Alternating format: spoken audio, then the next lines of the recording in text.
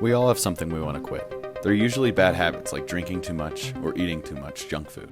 But 70% of the 34 million American smokers want to quit but don't. There's a man who claims he can manipulate energy with his hands to stop pain and addictions. His name is Yefim Shubentsov. First of all, they call me Mad Russian. But manipulating energies sounds weird to me. How does that even work? And what's it look like? No one knows really what he does. He wiggles his fingers and erases your addictions. Since the 1980s, Yefim claims to have treated 167,000 people. And through word of mouth and media attention, people continue to gather. Big numbers of articles. Billy Joe, Drew Barrymore, and Koknikos. But they told themselves I didn't use their name.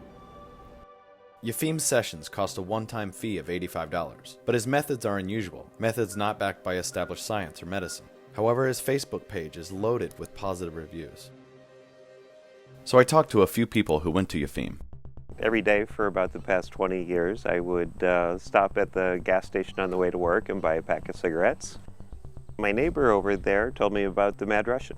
I heard about the Mad Russian through my aunt. I heard about the Mad Russian through a coworker. I'm not real sure what he actually does, but he manipulates your energy, supposedly. It's not hypnosis. I don't know what he did in that session, but he did like a little with his hand, and I walked out of there and haven't had a desire for candy ever since. I mean, I've gone all summer without smoking, and I had tried pretty much everything. Don't know what he does, but he does it. I don't even want a cigarette and haven't since I've seen him. I just move my hands, you will see this, and I remove pain from any distance. Yefim says he's not a doctor or a hypnotherapist. I am not a medical doctor, no. And he doesn't medicate or touch people during his sessions. Okay. I will remove your sharp pain. I will remove your sharp pain, relax. So he doesn't have to be certified. So it's energy itself doing. We have this energy to survive in our planet without medication and without medicine. People use this energy a long time ago. Today they call this biological energy. Done. Open your eyes.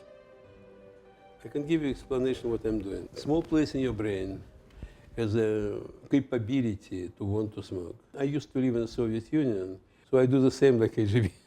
He's referring to this Soviet program in the 1950s, where the Soviet Union operated a network of secret radio stations across Western Europe. So what they did, they put in the same frequency noise to block what they considered anti-Soviet propaganda from the West. And Yefim claims his approach is similar. In the same frequency, I gave most strong signal back, and that's it. So they don't want to smoke anymore. It's very simple. But radio waves and brain functions aren't the same thing. And Yefim isn't a trained doctor, but a trained artist. That's all my opinions. So I talked to psychiatrist Dr. Edward Paul to get his take on the Mad Russian. When you realize that there are more connections in the brain than there are molecules in the universe, you realize there's a lot of complexity there that will probably never be figured out. On the other hand, a lot has been figured out. The thing that makes it hard to quit is that nicotine hits the brain as hard as anything else. The part of the brain that makes you want sex and food has been hijacked by the drug, and now you're in a situation where your brain just wants the drug over and over again. But it is possible to recover. The neurobiology only goes so far. It leads to some useful medications, and all of that is very good information, but there's also the whole psychological aspect of having a problem with addiction, that you can't be made to do anything you don't want to do. Today, I'm hoping to quit smoking. Experts will argue that alternative methods should only be used to support conventional therapy. Anybody who helps people, I'm all for it. So I don't have a problem with somebody who's not highly trained doing something useful. Next. Because when it doesn't work for somebody, it's always good to know that backup is available and that expert treatment is available when it's needed.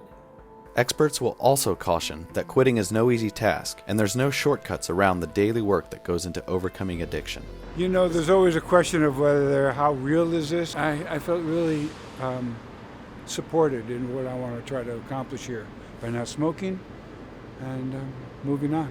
Maybe it's the power of suggestion, or a placebo, or something more inexplicable. But for some people, it's worth a try.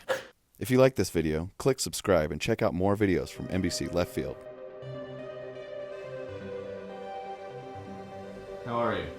Still alive?